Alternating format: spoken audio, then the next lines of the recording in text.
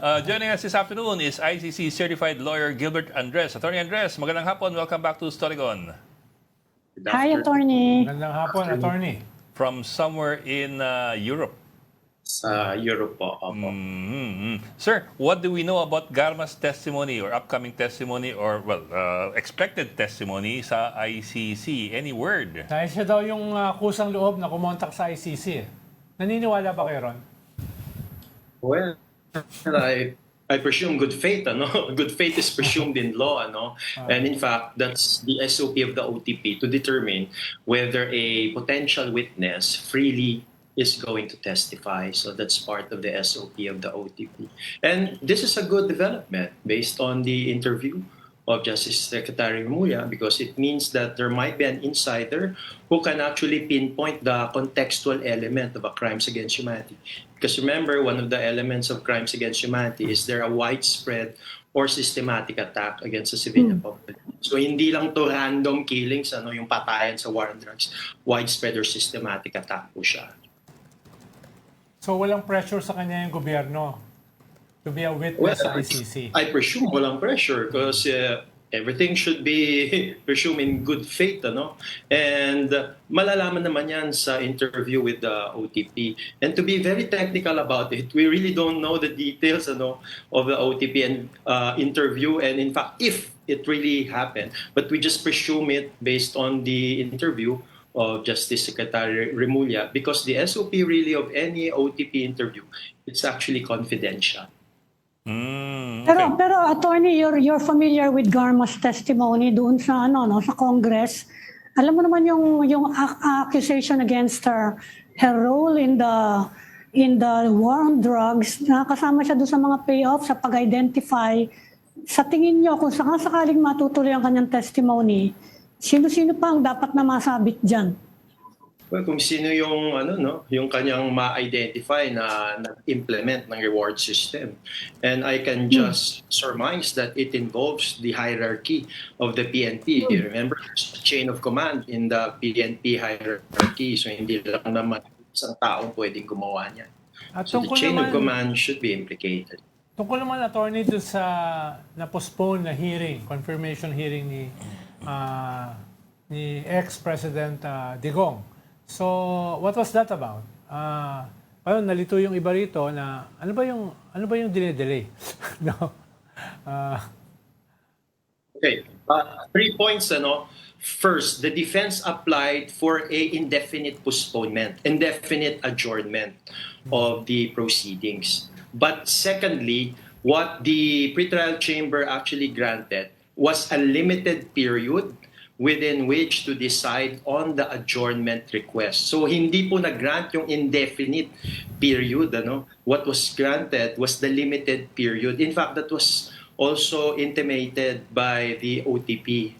Third, the limited period is just basically to determine whether or not Mr. Duterte is fit for trial. But I'd like to add a fourth point, and that's the dissenting opinion of one of the judges. Sabi ng dissenting opinion is that fit for trial presupposes that it proceeded to trial. And that's within the power of the trial chamber, not of the pretrial chamber. Because the pretrial chamber will only determine, based on Article 61, Paragraph 7, whether to confirm the charges, not to confirm the charges, or to adjourn and leave it to the prosecutor to amend or change the document containing charges. So wala actually doon yung determination of being fit for trial. But what is the limited period? 1 week, 2 weeks, 1 month? Ano ang ibig sabihin ng limited period? Actually, we can only surmise, kasi hindi talaga nakastate yung limited period. It should be a reasonable period, Hindi naman siguro taon ito. It should only be months. In fact, there was actually a paragraph in the decision wherein the parties and the participant should be ready for an eventual confirmation of charges, if applicable. Kung indefinite adjournment, anong ibig sabihin nun? Kasi parang iniisip ng ibang tao ano ba yan? Dinadjunk na ba yung kaso? Ano bang ibig sabihin nun? To be clear, hindi po na-junk yung kaso. Ang sinasabi ng limited period is that in the mind of the judges, we can presuppose that mayroon silang time period. As to what the time period is, we do not really know because it's in the minds of the judges. But eventually, it will be publicly stated. Kasi any adjournment, any postponement, any scheduling of a confirmation of charge should be made public. And that's based on the rules of procedure of the ICC. Attorney, help us understand what it's going to take to make for Royina Garma to become a credible witness to the ICC. I mean, of course, she herself is implicated in this. She herself has a role. So, what are the considerations here by the court in terms of deciding, whether to take her word or not? Well, of course, first and foremost, it's really the OTP within its prosecutorial discretion who will determine whether or not to present Garma in whatever proceedings, whether pre-trial or, if it will come to that, trial proper. Secondly, what the OTP will look at if her testimony is freely given. And third is to determine whether it's important in proving the case and proving that the pre-trial should go on to trial. Kasi remember, lower yung standard of evidence needed. Substantial grounds to believe. Hindi pa po kailangan ngayon yung proof beyond reasonable doubt. Parang substantial grounds to to believe na it should proceed to trial. So they will look at ano ba yung elements of crimes against humanity for murder ang pwedeng masupport ni Colonel Garma. And I think, this is my opinion, it's the contextual element that there's a widespread or systematic attack against the civilian population. Yeah. And that this act was based on an organizational or state policy by Mr. Duterte. So it's a much lower bar, in essence, for Much now. lower bar for the confirmation of charges, substantial grounds to believe. For now. Attorney, yung determination ng fitness to stand trial, i-consider ba yung mga statement na halimbawa yung interview with Kitty Duterte, sabi niya, okay naman daw yung health ng tatay niya.